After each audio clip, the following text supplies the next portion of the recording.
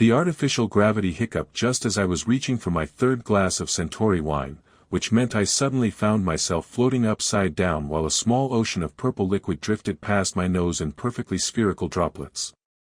Around me, the zero-G recreation deck erupted into chaos as 200 passengers from across the galaxy discovered that expensive cruise ship tickets apparently didn't include guarantees about staying right side up. "Well, this is dignified," I muttered, trying to orient myself while a Regellian businessman spun past me like a very large, very unhappy top. His 4 arms were windmilling frantically, which only made him rotate faster. I couldn't help but laugh as he collided with a refreshment drone, sending tiny appetizers floating through the air like the world's most expensive confetti. The Celestial Wanderer was supposed to be the pinnacle of luxury travel, the kind of place where xenobiologists like me could finally afford to vacation after years of studying alien bacteria in cramped laboratory spaces. The brochure had promised experiences that are out of this world, though I was fairly certain this wasn't what they had in mind. A woman with silver skin and what appeared to be gills fluttered past me, gasping in panic. I grabbed her hand and pulled her toward one of the emergency grip bars that were now glowing bright orange along the walls. "First time in zero-G?" I asked, trying to keep my voice calm and reassuring. "I paid 30,000 credits for this cruise," she wheezed, and they didn't mention anything about floating around like space debris. "Look on the bright side," I said, "at least the wine is 0 calories when it's floating." I gestured at the cloud of purple droplets that had formed a sort of alcoholic nebula near the ceiling. Though I suppose that's only technically true if you don't actually drink it. The emergency lighting kicked in, bathing everything in an eerie red glow that made the floating passengers look like they were suspended in some sort of cosmic emergency room. I pushed off from the wall and began helping other travelers reach the safety grips, my years of zero-G training in research stations finally proving useful for something other than chasing escaped specimens through air ducts. That's when I noticed her. While everyone else was flailing, panicking, or at best trying to maintain some semblance of dignity while floating in completely undignified positions, she moved through the chaos with an almost supernatural grace. Her dark hair flowed around her like she was underwater rather than weightless, and she was actually helping other passengers with what looked like practiced efficiency. But it wasn't her composure that caught my attention, it was her ears. They were elongated, pointed, distinctly non-human, and absolutely beautiful. I found myself staring, which in zero gravity meant I also found myself slowly rotating while staring, which probably looked ridiculous. She was wearing a simple blue dress that somehow managed to look elegant even while she was upside down, and when she smiled reassuringly at a terrified child from Proxima Centauri, her whole face lit up in a way that made my scientific brain immediately start cataloging everything about her as if she were a fascinating new species. Which, I realized, she probably was. The artificial gravity system gave another stuttering hiccup, causing everyone to lurch sideways. The pointed-eared woman caught herself gracefully against a wall while I crashed into a floating serving tray, sending tiny sandwiches scattering like edible meteors. One of them bonked me on the forehead, leaving what I was sure was a smear of some kind of exotic spread across my eyebrow. "Smooth, Elena," I muttered to myself.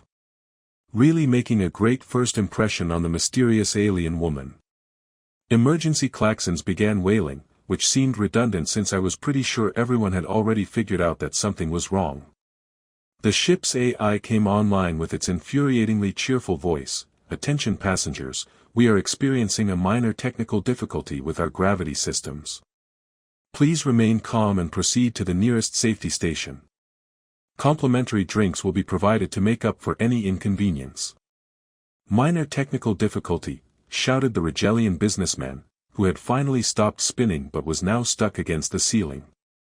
"I'm upside down and there's a sandwich in my left armpit." I couldn't help but grin. There was something beautifully absurd about the situation, like being trapped in the universe's most expensive comedy routine. I pushed off toward the nearest safety station, trying to keep track of the mysterious woman while also avoiding the growing cloud of floating debris that seemed to include everything from personal belongings to what looked like someone's toupee. The safety station turned out to be a small alcove with magnetic boots and emergency harnesses, staffed by a very frazzled-looking crew member who was trying to help passengers while also floating freely himself. I managed to get my boots activated and felt the satisfying thunk as they connected with the metal floor, finally giving me a stable reference point. Thank the stars, I breathed, then immediately felt guilty about being relieved when so many other passengers were still floating around like confused balloons. That's when the security team arrived. They came through the emergency airlocks in full environmental suits, moving with the kind of precise, coordinated efficiency that spoke of serious training. But what struck me as odd was how they seemed to be looking for something specific, their helmet lights scanning the crowd of floating passengers with what felt like more than casual concern.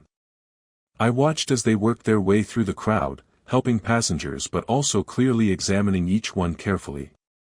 They moved past humans, past the various alien species I recognized, past beings I couldn't even begin to classify, until they reached the woman with the pointed ears.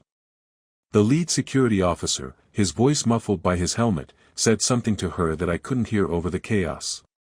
But her reaction was immediate and unmistakable. She went very still, very tense, like a deer that had just noticed a predator. Then I heard it, carried across the space by the strange acoustics of the emergency situation.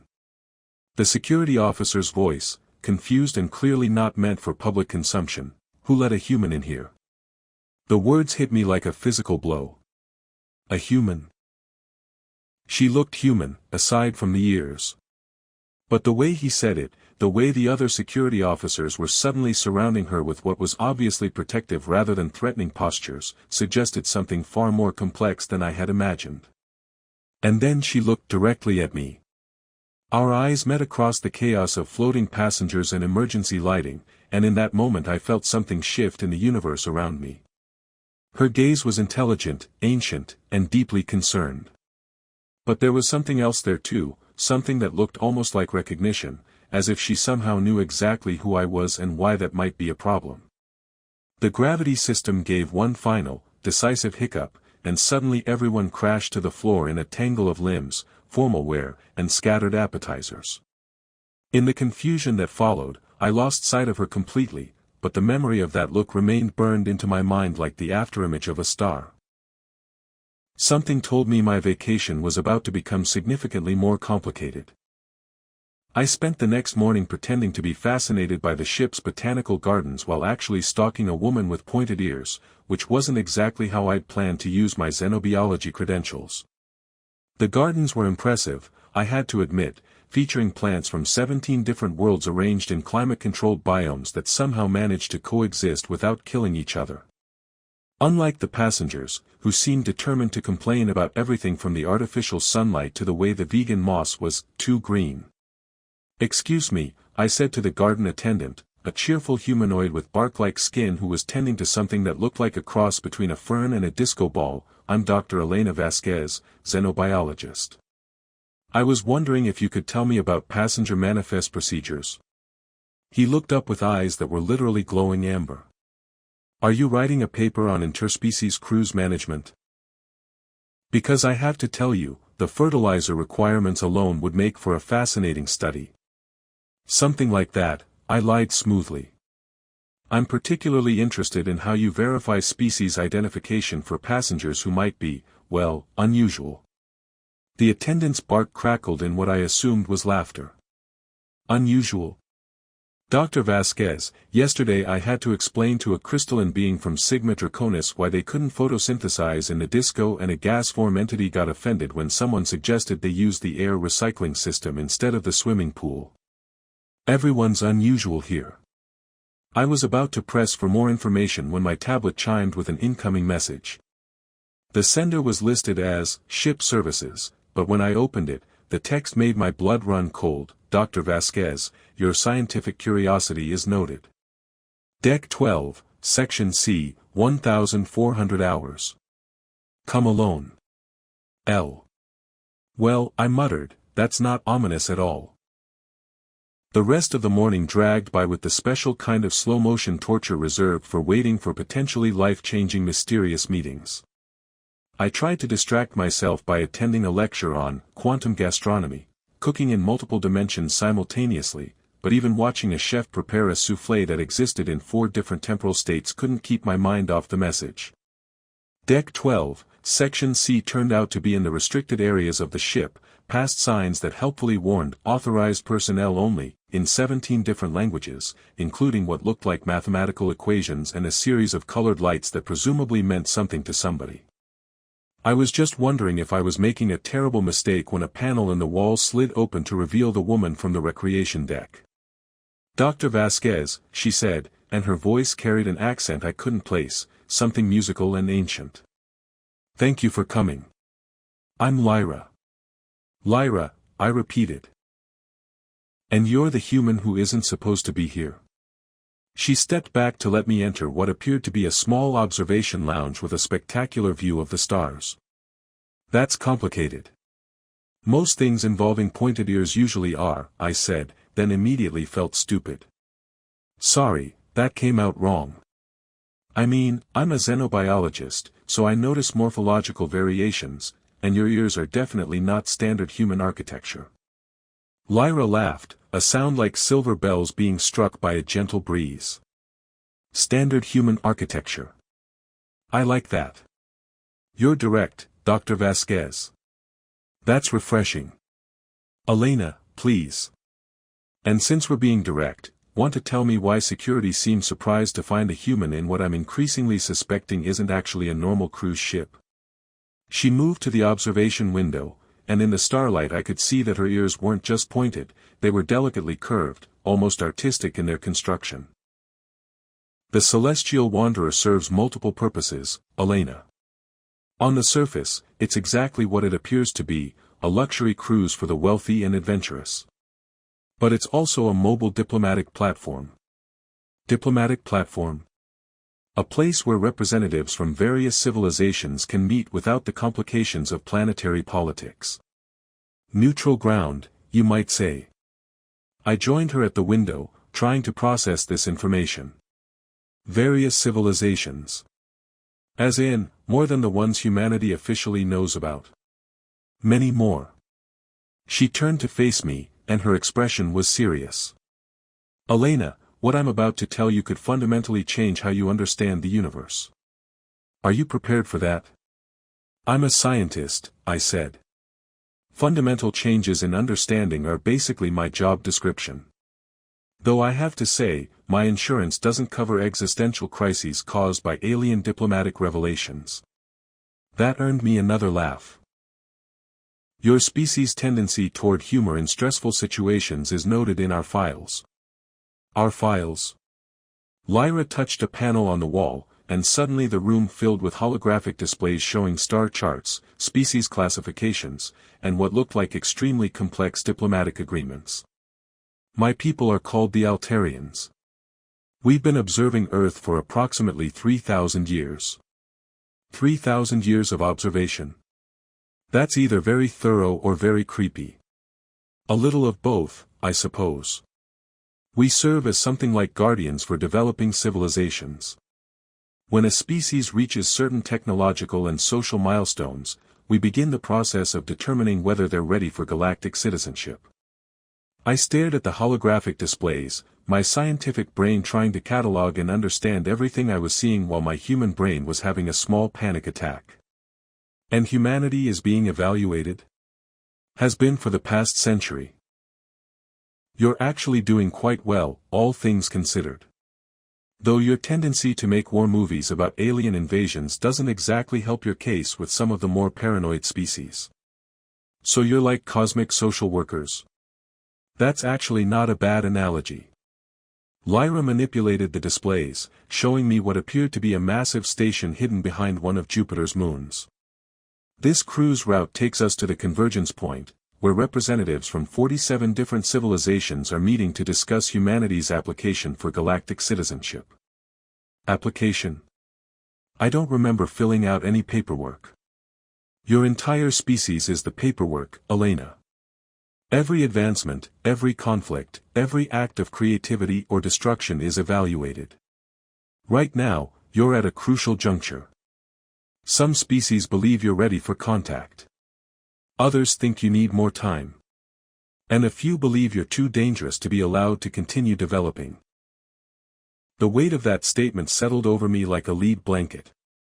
Too dangerous meaning what, exactly? Meaning they would prefer to solve the problem before it becomes worse. I felt a chill that had nothing to do with the ship's air recycling system. Solve the problem. You mean destroy us? It's not my position, Elena, but yes. Some species believe that preemptive action is preferable to risking a potentially aggressive civilization gaining access to interstellar technology. I walked away from the window, trying to process everything. Okay, so let me get this straight. Humanity is basically on trial, and the jury includes species that think genocide is a reasonable conflict resolution strategy. That's an oversimplification, but not entirely inaccurate. And you're telling me this because... Lyra hesitated, and for the first time since I'd met her, she looked uncertain. Because your presence here has created a complication. No human was supposed to discover the convergence protocol before the evaluation was complete. My presence here?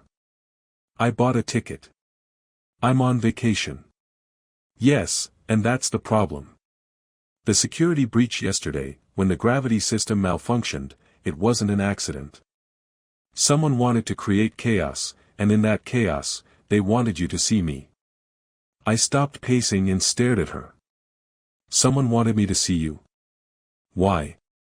Because you're Dr. Elena Vasquez, xenobiologist, author of 17 papers on interspecies communication theory, and winner of the Kepler Prize for Theoretical Xenobiology.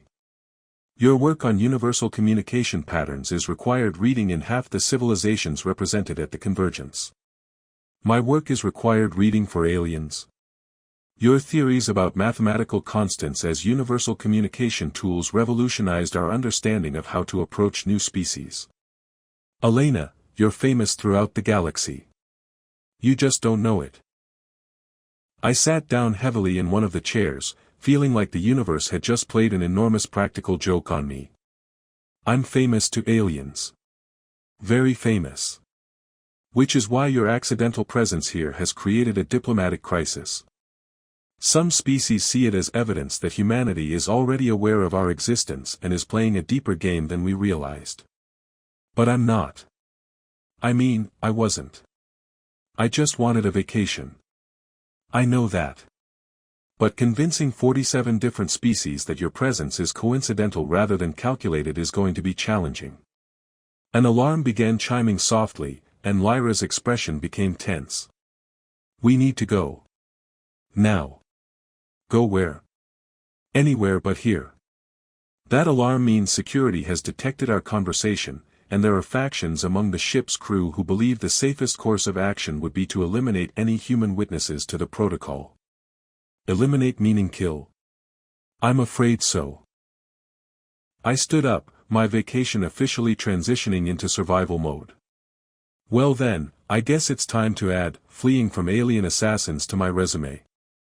Lyra was already moving toward what looked like a maintenance hatch. Elena, I want you to know, whatever happens next, meeting you has been the most interesting thing to happen to me in 3 centuries. 3 centuries? How old are you? Old enough to know that we're probably about to do something incredibly stupid.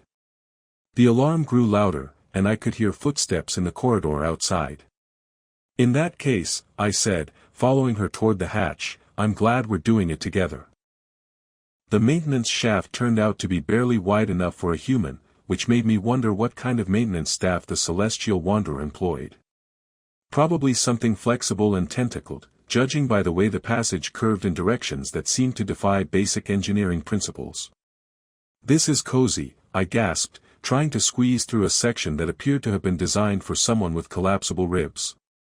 Do all alien diplomatic missions involve crawling through spaces that violate fire codes? Only the ones where humans accidentally discover century-long surveillance operations, Lyra replied from somewhere ahead of me. Despite being 3 centuries old, she was remarkably agile in confined spaces. Though I have to say, your species' claustrophobia responses are much more colorful than most. The vegan delegation just secretes a mild paralytic when stressed. We emerged into what looked like a storage bay filled with emergency pods, each one gleaming white and roughly the size of a luxury bathroom. Lyra went straight to one marked with symbols I couldn't read, pressing her palm against what I assumed was some kind of biometric scanner.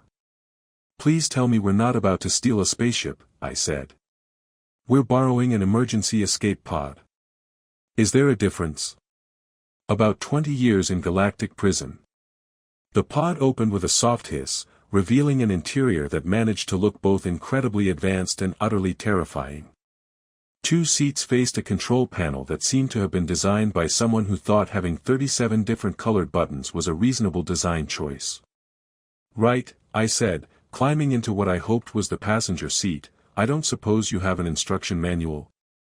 Preferably one translated into a language that uses vowels." Lyra's hands moved over the controls with practiced ease. "Basic emergency pod, Elena.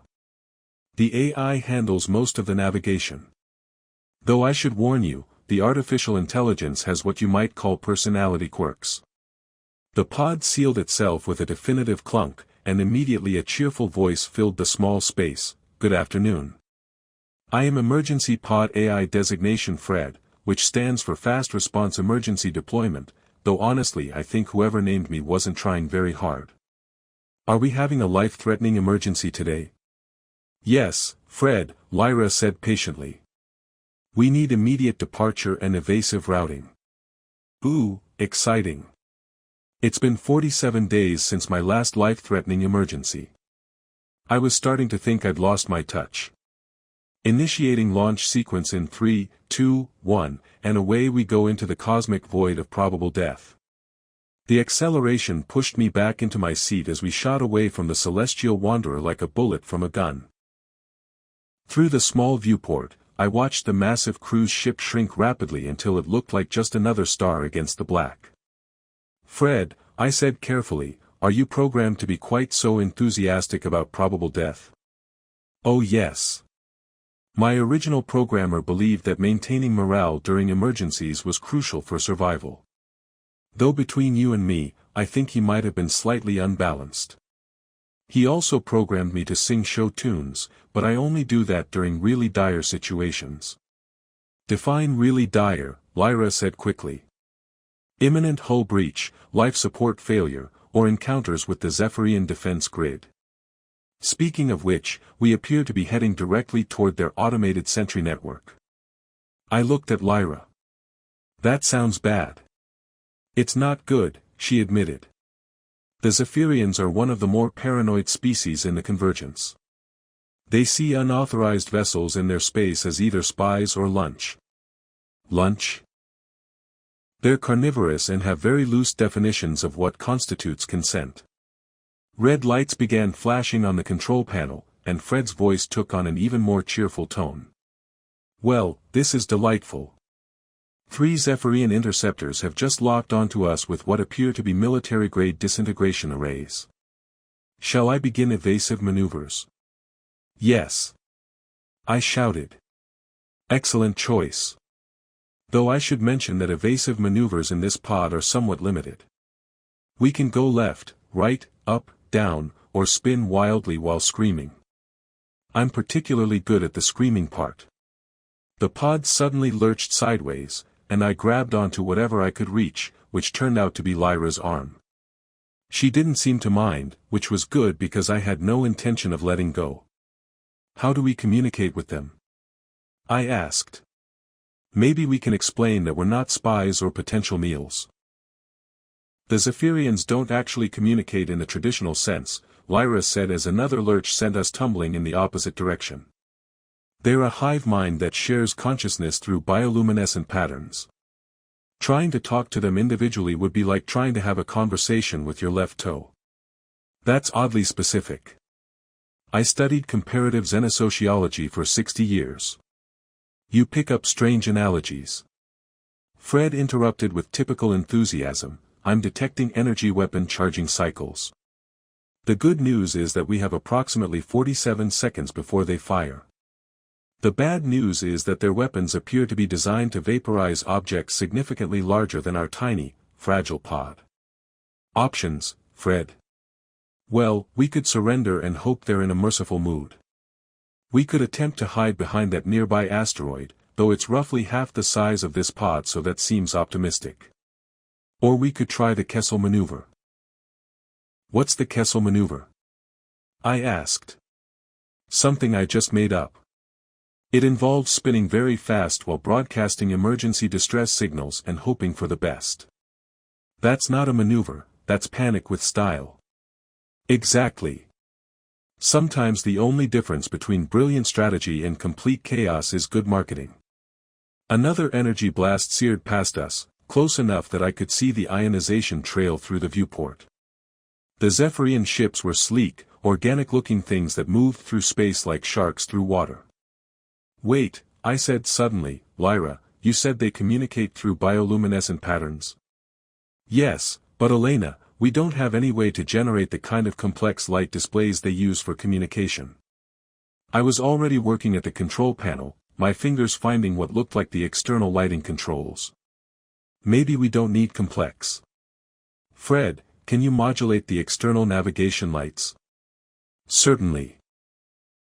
Though I should point out that randomly flashing lights at carnivorous aliens might send the wrong message. For all we know, we could be telling them we're delicious. Better than telling them nothing, I muttered, trying to remember everything I'd ever read about universal mathematical constants. I started with prime numbers, flashing the lights in a simple sequence, 2, 3, 5, 7, 11. For a moment, nothing happened. Then the Zephyrian ships began to slow. Oh my, Fred said, that's unexpected. They're responding with their own light patterns. And unless I'm very much mistaken, they're broadcasting mathematical sequences back at us. Lyra stared at me in amazement. Elena, how did you know that would work? I didn't. But mathematics is supposedly universal, and if they're intelligent enough for interstellar travel, they have to understand prime numbers.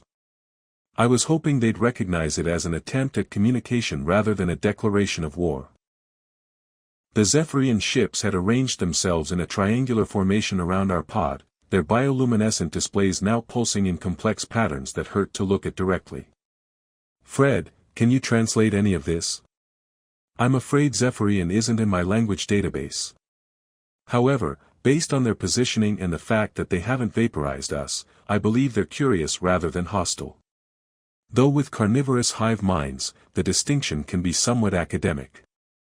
Lyra was manipulating the communications array with renewed urgency.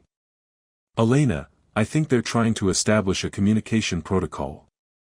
Your mathematical approach has convinced them we're sentient rather than just random space debris. That's encouraging. What now? Now we find out if 3-century-old diplomatic training is worth anything when dealing with a species that thinks in light patterns and considers most other life forms potential snack foods. The lead Zephyrian ship moved closer, its hull pulsing with increasingly complex patterns. Suddenly, Fred's voice changed to a more formal tone, incoming transmission. Universal translator engaged. Message reads, small pod beings, your number speech is known. Purpose query, why travel through guard space? Response required or consumption follows. Well, I said, at least they're direct about the consumption thing. Lyra leaned forward toward the communication array. Zephyrian consciousness, we are travelers seeking safe passage. We carry urgent message for convergence gathering. Request permission to continue. The response came quickly, convergence gathering is sacred time. Small pod beings claim urgent message but show no credentials of authority. Skepticism follows. I had an idea, though I wasn't sure it was a good one. Fred, can you transmit my academic credentials along with samples of my published work on interspecies communication? Certainly. Though I should warn you that sending your resume to carnivorous aliens is either brilliant or completely insane. At this point, I'm not sure there's a difference. The data transmission took several long minutes, during which the Zephyrian ships maintained their formation around us like glowing shepherds keeping track of potentially wayward sheep. Finally, their response came through, Elena Vasquez being is known to convergence. Reputation precedes across many species. Passage granted with escort protection. Warning given, if deception discovered, consumption will be prolonged. They know you too, Lyra said with something like pride in her voice. Apparently being famous to aliens has its advantages, I replied, though I'm not entirely comfortable with the prolonged consumption threat. Fred's cheerful personality returned. The good news is that we now have safe passage through Zephyrian space. The bad news is that we're still in a tiny emergency pod with limited life support, no food, and a destination that may or may not want to kill us on arrival. When you put it like that, I said, watching our new escorts take up protected positions around us, this vacation is turning out exactly like I planned. Lyra laughed, and the sound filled the small pod with warmth. Elena, I have to ask, what exactly were you expecting from a luxury cruise? Honestly? Boring lectures, overpriced drinks, and maybe a mild case of space sickness. Instead, I'm fleeing alien assassins, communicating with carnivorous hive minds, and apparently about to attend a diplomatic meeting that will determine the fate of my entire species. Are you having regrets? I looked out at the stars, at our bioluminescent escort, at the vast unknown stretching out ahead of us. Ask me again after we find out whether the Convergence wants to welcome humanity or incinerate it. Fair enough, Lyra said. Though for what it's worth, I think they're going to like you.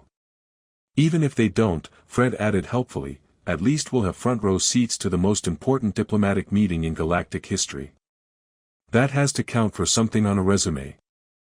The Convergence point looked exactly like what would happen if someone decided to build the United Nations inside a hollowed-out asteroid and then forgot to mention it to the architects. Massive chambers carved from living rock housed beings so diverse that my xenobiology training felt like a kindergarten primer. There were crystalline entities that sang in harmonics that made my teeth ache, gas-form creatures contained in elegant environmental suits, and at least 3 species that seemed to exist in more dimensions than I was comfortable thinking about. Fred, I whispered as our pod was guided into a docking bay, please tell me you have some kind of protocol manual for not accidentally starting an intergalactic incident. I'm afraid my diplomatic programming consists primarily of, be polite, and, try not to explode, Fred replied cheerfully. Though given your track record so far, I'm optimistic about our chances. Lyra was already preparing for disembarkation, her 3 centuries of experience evident in the calm way she checked her equipment. Elena, there are 47 species represented here, each with their own customs, taboos, and definitions of what constitutes an insult punishable by orbital bombardment. That's encouraging.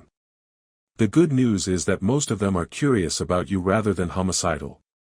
Your reputation as the human who developed universal communication theory has preceded you. We were met at the airlock by what I could only assume was a diplomatic escort, though they looked more like a collection of beings who had lost a bet. The leader appeared to be some kind of sentient plant with excellent posture, while his companions included a creature that looked like it had been assembled from spare parts by a committee and something that might have been a very large, very intelligent shrimp. Dar. Elena Vasquez, the plant being said in a voice like rustling leaves, I am Ambassador Thornwick of the Verdanian Collective. We are honored by your unexpected presence, though I must admit it has caused considerable debate among the representatives. Debate about whether to welcome me or vaporize me. Among other options. The Corvathian delegation suggested studying you in a laboratory setting, while the Centaurian hive proposed adding you to their collection of interesting specimens. However, your Altarian companion has vouched for your intentions. I looked at Lyra. Thank you for the vouching. Don't thank me yet, she said. You still have to address the full Convergence. Ambassador Thornwick led us through corridors that seemed to have been designed by someone with a very flexible understanding of physics. Gravity shifted depending on which species section we were passing through, and at one point we walked through what I swear was a waterfall that flowed upward.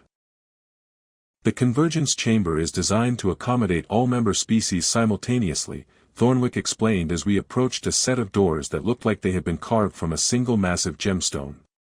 I should warn you, Dr. Vasquez, that some representatives communicate through methods that humans might find unsettling. Define unsettling. The Vorthack delegation expresses approval by secreting a mildly acidic compound, the ethereal collective communicates through shared nightmares, and the mechanical synthesis prefers to upload their thoughts directly into nearby electronic devices. So basically, don't touch anything, don't fall asleep, and keep Fred away from their representatives. That's surprisingly accurate advice.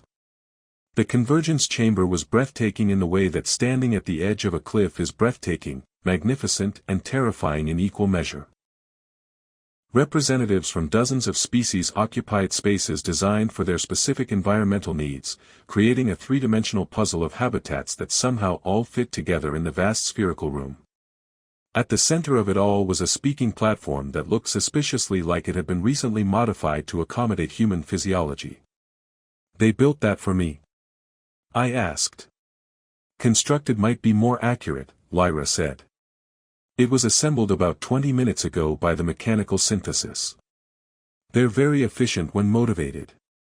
A being that looked like a cross between a jellyfish and a thunderstorm floated near the platform, its voice reaching me through some kind of translation field. "Dr. Elena Vasquez, I am High Mediator Flux of the Temporal Collective. Your presence here represents an unprecedented situation in convergence history." "I seem to have a talent for unprecedented situations," I replied. "Though I have to say, I never expected my vacation to end with addressing a galactic parliament." Something that might have been laughter rippled through the chamber, though it sounded like 17 different species all finding humor in completely different ways. High Mediator Flux continued. "The question before the convergence is simple. Does humanity's accidental discovery of our surveillance protocols indicate that your species is ready for galactic citizenship, or does it represent a security breach that requires correction?" I felt the weight of that question settle over the chamber like a heavy blanket. "May I ask what correction would involve?" "The Zephyrian Collective has proposed selective memory modification. The Corvathian Empire suggests relocating humanity to a suitable reservation planet. The Void-Touched believe that complete species termination would be the most efficient solution." "Well," I said, stepping onto the platform, "I can see why this has been a matter of some debate." The chamber fell silent, and I realized that every representative, every being from 47 different civilizations, was waiting to hear what I had to say. The fate of 8 billion humans rested on my ability to convince a room full of aliens that we deserved to join their cosmic community rather than being relocated, memory wiped, or extinct. "High Mediator Flux, distinguished representatives," I began, my voice carrying clearly through the translation systems, "I stand before you not as a diplomat or a leader, but as a scientist who stumbled into the biggest discovery in human history while trying to enjoy overpriced drinks and zero-gravity recreation." Another ripple of alien amusement passed through the chamber. "I've spent my career studying communication between different species, trying to understand how minds that evolved on different worlds might find common ground. But until yesterday, I thought I was dealing with theoretical problems. Now I discover that the galaxy is full of civilizations who have been watching us, studying us, and debating our future while we remain completely unaware." I paused, looking around at the incredible diversity of life forms surrounding me. "Some of you think we're too dangerous to trust with interstellar technology. Others believe we need more time to mature as a species. And a few think we should be eliminated before we become a threat. I understand these concerns. Humanity has a complicated history with violence, territorial disputes, and resource conflicts. The Void-Touched representative, a shifting darkness that hurt to look at directly, spoke in a voice like dying stars. "Your species has engaged in warfare continuously throughout your recorded history. You have developed weapons capable of destroying your own world. Why should we risk allowing such tendencies to spread beyond your solar system?" "Because," I said, "we've also developed science, art, music, literature, and the capacity for growth. Yes, we fight. But we also cooperate, create, and dream of better futures. The same species that developed nuclear weapons also developed medicine that has saved millions of lives. We've made mistakes, but we've also learned from them." A crystalline being chimed in harmonics that the translator rendered as, "Growth requires time." Perhaps your species would benefit from additional centuries of observation before contact. With respect, I replied, observation without interaction is limited. You've been watching us for 3,000 years, but you don't really know us. You know what we do, but not who we are. Real understanding requires dialogue, not surveillance. I took a deep breath, knowing that my next words would either save or doom my species. I propose a different approach. Gradual contact. Limited cultural exchange. Let some of us learn from you, and let us show you what we can contribute to the galactic community. Judge us by our actions as partners, not as subjects under observation. The chamber erupted in a cacophony of alien discussions.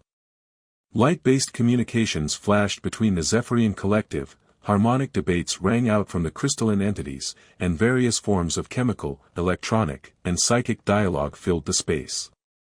High mediator flux called for order. The convergence will deliberate. Dr. Vasquez, you will remain here while we decide humanity's fate. Actually, I said, I have one more thing to add. The chamber fell silent again. Lyra, I called, and she stepped forward. This is Lyra of the Altarian civilization. For 3 centuries, she's been part of the team observing and protecting humanity. In the past few days, she's saved my life, taught me about the wider universe, and shown me that cooperation between our species isn't just possible, it's natural.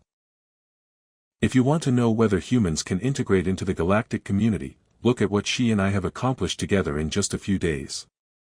Lyra smiled, her pointed ears slightly flushed with what I hoped was pride. Dr. Vasquez has demonstrated the adaptability, curiosity, and problem-solving capabilities that make her species valuable potential partners. She communicated with the Zephyrian collective using mathematical principles, navigated a diplomatic crisis with humor and grace, and addressed this assembly with honesty and courage. The deliberation that followed felt like it lasted hours, though it was probably only minutes. Species debated in ways I couldn't understand, some through electromagnetic pulses, others through controlled gravitational fluctuations, and at least one through what appeared to be interpretive dance. Finally, High Mediator Flux spoke. The convergence has reached a decision. Humanity will be granted provisional membership in the galactic community, with a gradual integration protocol spanning 50 Earth years. Dr. Elena Vasquez will serve as the first human liaison, working with Altarian partners to facilitate cultural and scientific exchange. I felt my knees go weak with relief. Thank you. All of you. I promise we won't let you down. See that you don't, the void-touched representative whispered. We will be watching. You've been watching for 3,000 years, I replied. But now, maybe, we can watch the stars together. 6 months later, I was back on Earth, though back was a relative term since I was actually stationed on a cloaked Altarian facility in Earth orbit. My official job description was Senior Xenobiological Consultant, though my actual duties seemed to involve a lot of The convergence point looked exactly like what would happen if someone decided to build the United Nations inside a hollowed-out asteroid and then forgot to mention it to the architects.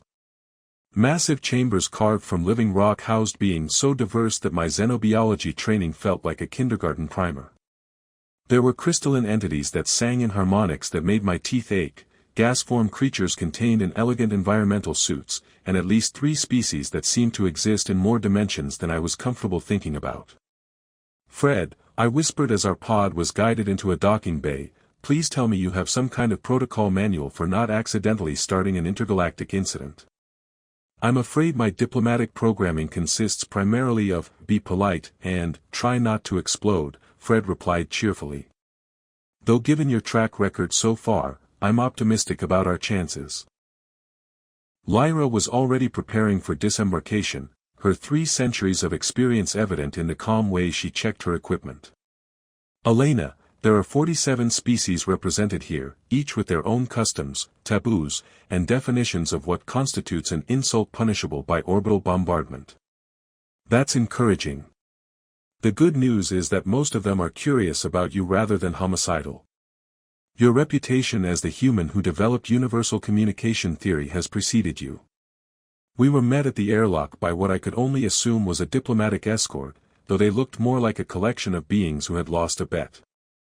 The leader appeared to be some kind of sentient plant with excellent posture, while his companions included a creature that looked like it had been assembled from spare parts by a committee and something that might have been a very large, very intelligent shrimp.